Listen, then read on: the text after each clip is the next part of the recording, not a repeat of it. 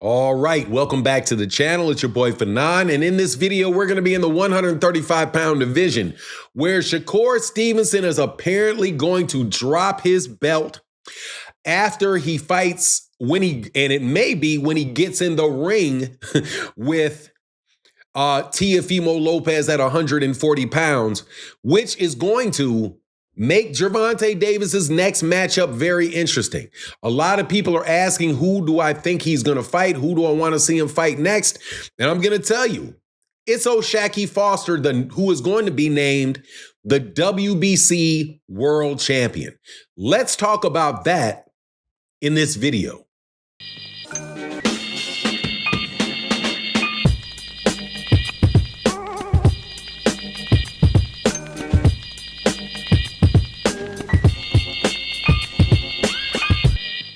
All right, welcome back to the channel. It's your boy Fanon, and in this video, we're going to be in the 135-pound division, where it seems like all of the smoke is clearing, and all of the guys that are not really 135-pounders, who've been at that weight class for a while, bodies are calling them to go to where they should have been at a while ago. That is Devin Haney. That is Teofimo Lopez. That is Shakur Stevenson. That is Lamont Roach. A lot of guys drifting from 135 pounds up to 140 pounds. At the same time, though, there's been a drift of fighters from 130 pounds into 135 pounds. And that is where I am saying the next fight for Gervonta Davis should come from, in the 135-pound division, in a unification fight, and that has been opened up by Shakur Stevenson. Now, before I get into the details, let me welcome you back to the channel. If you are new to the channel, please accept my invitation to hit the subscribe button and hit the bell icon so you can be notified of when we release more videos. And if you're a longtime subscriber and supporter, thank you guys so much. And thank you to everybody that supports by hitting the hype button, and to people that support by hitting the super thanks. $1 worth 100 views.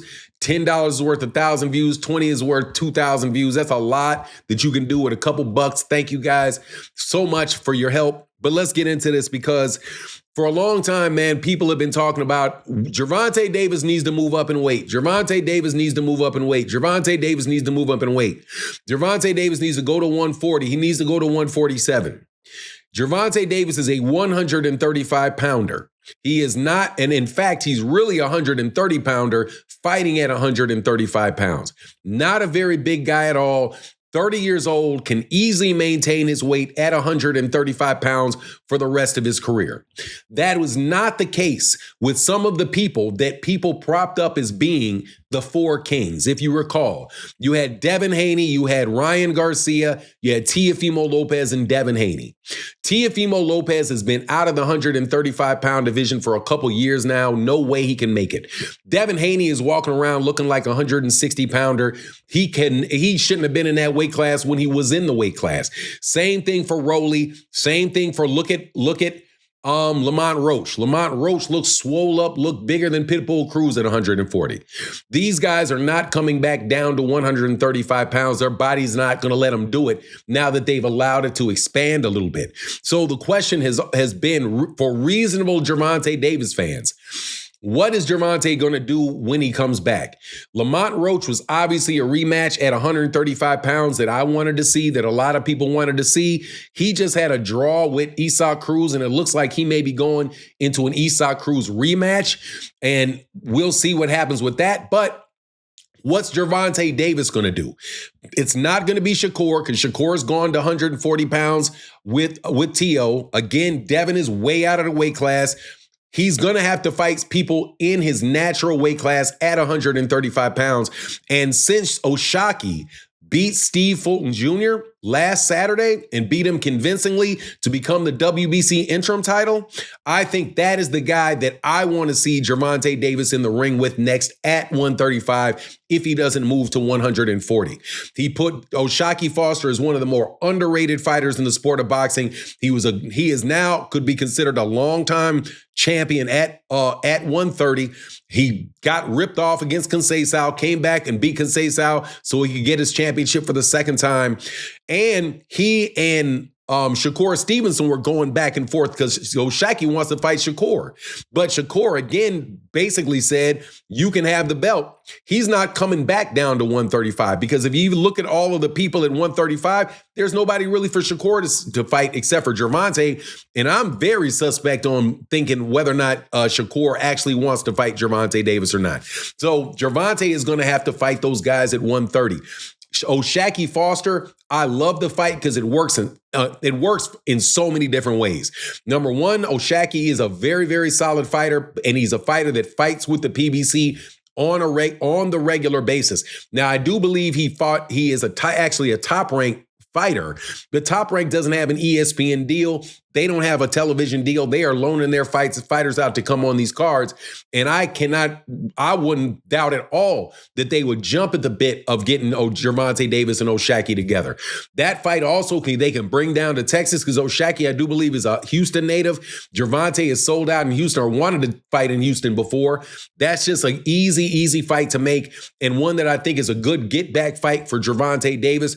Shaki is a very good fighter, not a terribly powerful fighter or whatever, but just an active fighter, smart fighter. And I would love to see him get an opportunity to grow his name as well. Because as you see, as soon as Gervonta Davis fights a guy, he becomes something that is marketable and something that is wanted and talked about by other fighters. So even if Shaki was to lose to Gervonta, which I would take Gervonta over Shaki in that fight, I think it does wonderful things for Shaki's career and pushes Shaki, to greater heights. And Shaki, in my mind, it reminds me of a lot of Gervonta Davis. Gervonta Davis is not a corporate media darling. He is pretty much treated as if he's despised by the boxing media. He's not one of these guys like Devin Haney where people blow smoke at him, where he's got a big echo chamber and the people in the boardroom pushing him. He's not like Terrence Crawford, who right about now has got to be one of the more manufactured stars in the sport of boxing. Does not have much ground level motion to Terrence Crawford, but hey, you got with commercial artists and now they're selling them. I don't buy it. But regardless, Gervonta Davis, that is that type of guy that they're not selling. And to see Shaki Foster, basically the same type of guy, a guy that when he was with Eddie Hearn literally took him to some other fighter's backyard and made him fight in that guy's backyard, had the fight call so biased against Shaki that anybody listening would have thought Shaki lost the fight.